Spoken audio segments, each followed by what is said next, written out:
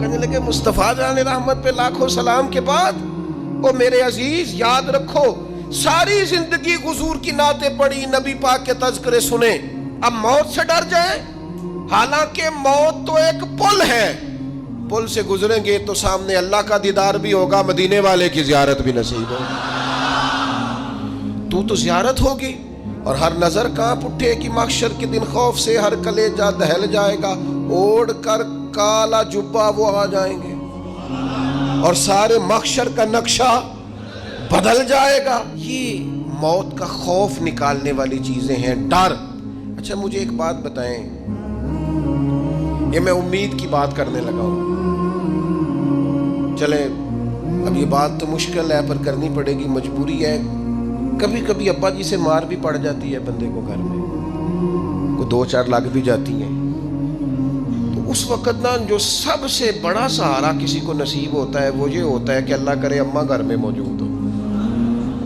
اور میں نے دیہاتوں میں کئی مائیں ایسی دیکھی ہیں جو بیٹے کے حصوں کی مار کھاتی ہیں، ابا نے ڈنڈا لے لیا ہے بیٹے کی غلطی پہ، اب اماں بیچاری سامنے ہو گئی ہے، 2-4 اس نے بھی کھا لی۔ یہ بات آپ سمجھیں، موت کا خوف نکالنے کے مفہوم میں بات عرض کر رہا ہوں۔ اماں موجود ہو نا گھر میں تو ابا سختی بھی کرنے لگے تو کسی وقت احساس ہوتا ہے کہ جناب یہ سختی نہیں ہوگی کیونکہ میری اماں، اور اماں پوری وکیل بن جاتی ہے، کہنی تو نہیں پتا وہ ہو گئی غلطی، وہ فلانے دے منڈے نے خراب کیتا ہے، حالانکہ ہو سکتا ہے اس نے اس کو بھی خراب کیا ہو، لیکن وہ اماں وکیل ہے، وہ وکالت کر رہی ہے اور وہ بے لوث کر رہی ہے، ہوتا ہے ایسے۔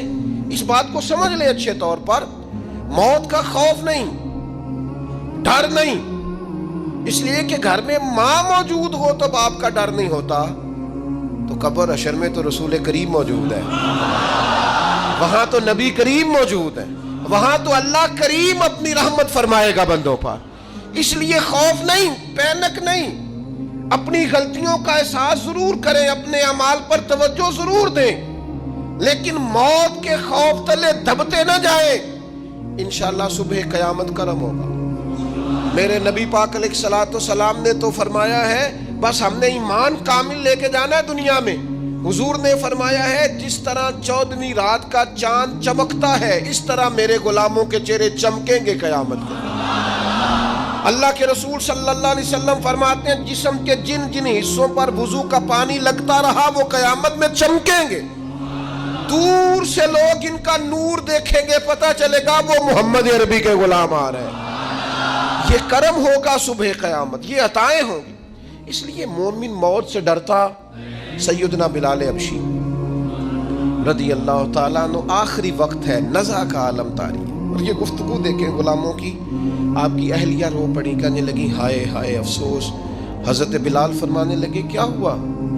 کہنے لگی افسوس ہے کہ آپ دنیا سے جا رہے ہیں۔ تو حضرت بلال نے مضمون ہی بدل دیا، سوچ کا زاویہ ہی بدل دیا، فرمانے لگے یہ افسوس کا مقام نہیں، یہ تو خوشی کا مقام ہے، اس لیے کہ میری آج آنکھیں بند ہوں گی، قبر میں کھلیں گی، مدینے والے محبوب سے بھی ملوں گا، حضور کے غلاموں سے بھی ملوں گا صلی اللہ تعالی علیہ وسلم۔ تو موت تو مقام مسرت ہے، اور اگر یہ مل جائے زندگی میں، ایک بدو ایمان لے آئے، ابن ماجہ میں موجود ہے، حضرت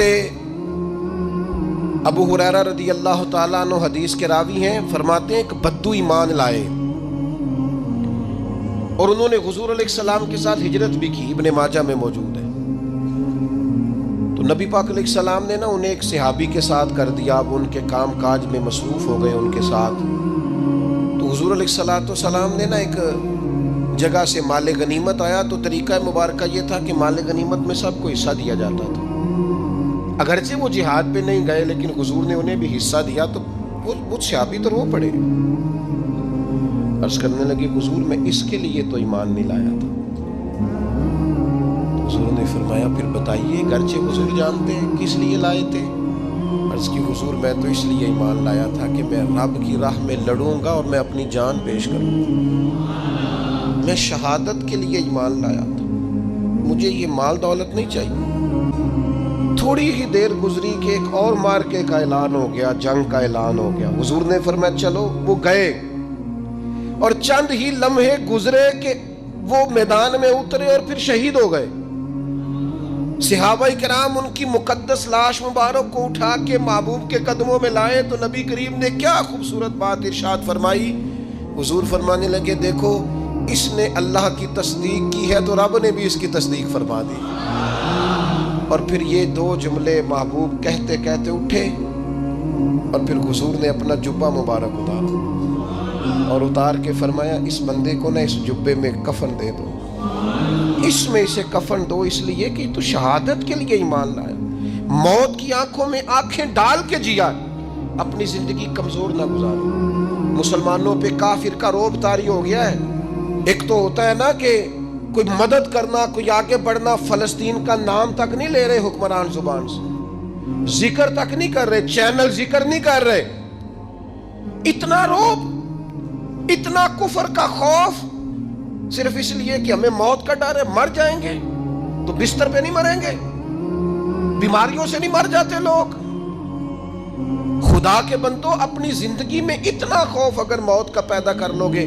حضرت سعید ابن جبیر رضی اللہ تعالیٰ عنہ بہت بڑے فقیہ تھے. حجاج بن یوسف نے بلایا اور کہنے لگا میں تمہیں موت دینے لگا ہوں, مار دوں گا تمہیں. بڑا ظالم آدمی تھا, بڑے لوگ اس نے قتل کیے تھے. حضرت سعید رضی اللہ تعالیٰ عنہ مسکرا پڑے اور غصے میں آیا, کہنے لگا کیوں ہنستے ہو؟ فرمانے لگے تو بڑا بیوقوف ہے, تجھے کس نے کہا زندگی اور موت تیرے ہاتھ میں, یہ تو تب آئے گی جب میرا رب چاہے. کہنے لگا لے جاؤ ان کو اور جا کے قتل کر دو. تو وہ جب جلاد لے جا رہے تھے تو آپ اور کھل کے مسکرائے, ہنسے.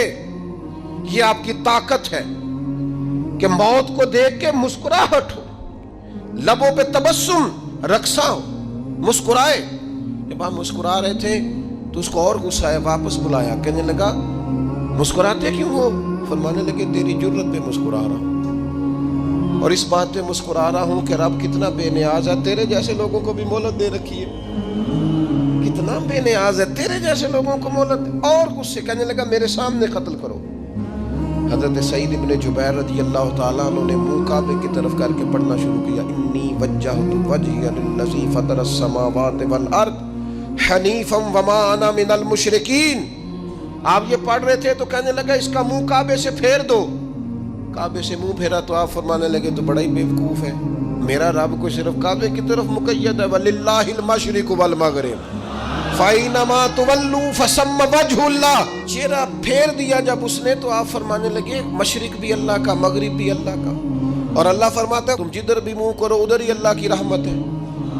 یہ پڑھا تو اب اس نے لٹایا, اور جب وہ آپ کو قتل کر رہا تھا تو حضرت سعید ابن جبیر کی ایک زوردار آواز گونجی. فرمایا یاد رکھنا مجھے اسی طرح قتل کرنا جس طرح تم خود قیامت میں قتل ہونا پسند کرتے ہو.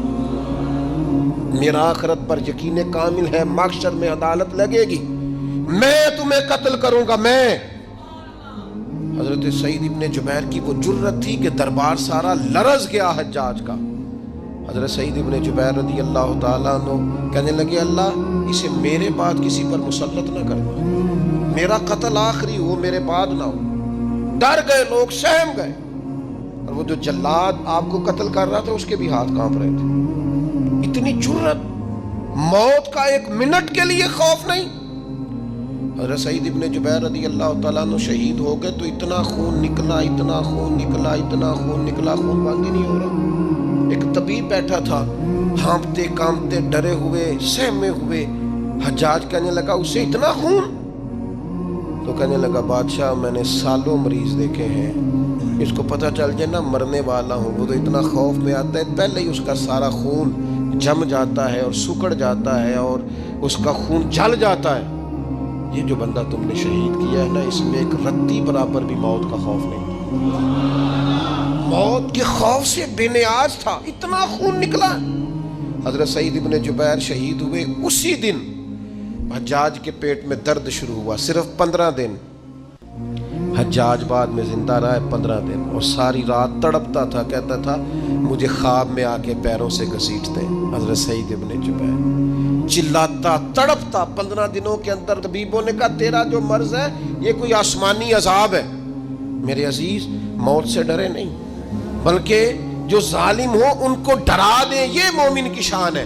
اپنی زندگی کے اندر سے موت کا خوف نکال دیں. تاکہ زندگی کے جو دن ہیں وہ جیے تو جا سکیں, وہ انسان مضبوطی سے وقت سے گزار سکے. حضرت علی شیر خدا رضی اللہ تعالیٰ عنہ نا وہ جیکٹ نہیں پہنتے تھے جنگی, جو کمر پہ پیچھے لوگ پہنتے تھے نا, تلوار کوئی مارے تو زخم نہ ہو. تو کسی نے مولا علی شیر خدا رضی اللہ تعالیٰ عنہ سے فرمایا پشت پر آپ وہ جیکٹ نہیں پہنتے لوہے کی. آپ فرمانے لگے پشت تو دکھانی نہیں تو کہنے لگے موت سے ڈر نہیں آتا؟ فرمایا بالکل بھی نہیں. اور فرمایا مجھے بالکل ڈر نہیں آتا کہ میں موت پر آ گروں یا موت میرے اوپر جا گرے. ہم تو شہادت حضرت خالد بن ولید رضی اللہ تعالیٰ عنہ ایک دن نوجوانوں کو خطاب کرتے کرتے کہنے لگے موت سے کبھی نہ ڈرنا, میں نے ساری زندگی جنگوں میں گزاری ہے, میرے وجود پر ایک ذرہ بھی جسم کا حصہ ایسا نہیں جس پر زخم نہ ہو. اور جو کہتے کہتے رو پڑے. فرمانے لگے, یہ بات کرتے کرتے رو پڑے, فرمانے لگے دیکھ لو زندگی ساری میدانوں میں گزاری ہے, لیکن شہادت اللہ تعالیٰ نے میرے لیے وہاں نہیں لکھی تھی, یہاں اللہ تعالیٰ نے اپنی رحمت کے لیے موت میرے لیے لکھی تھی. تو یہ تو اللہ کا کرم ہے. قریب ایک بزرگ صحابی اور بیٹھے تھے, فرمانے لگے آپ کی نیت شہادت کی تھی, انشاءاللہ آپ قیامت میں شہیدوں میں ہی کھڑے کیے جائیں گے. تو میرے عزیز خوف نہیں موت کا. آخر میں 2-3 گزارشات عرض کرنی ہے. ایک تو میری آپ سے گزارش ہے, جنہوں نے ابھی تک قرآن مجید کی تلاوت شروع نہیں کی وہ ابھی سے آج سے 10 منٹ ٹائم ہو تو مسجد میں بیٹھ کے ایک رکوع پڑھ کے جائیں. قرآن مجید نہیں چھوڑنا. رمضان کا تعارف یہ ہے کہ شہر رمضان الذی انزل فیہ القرآن, تو قرآن مجید سے دلچسپی. دوسری میری گزارش ہے راشن بانٹنے والوں سے بھی کہ میرے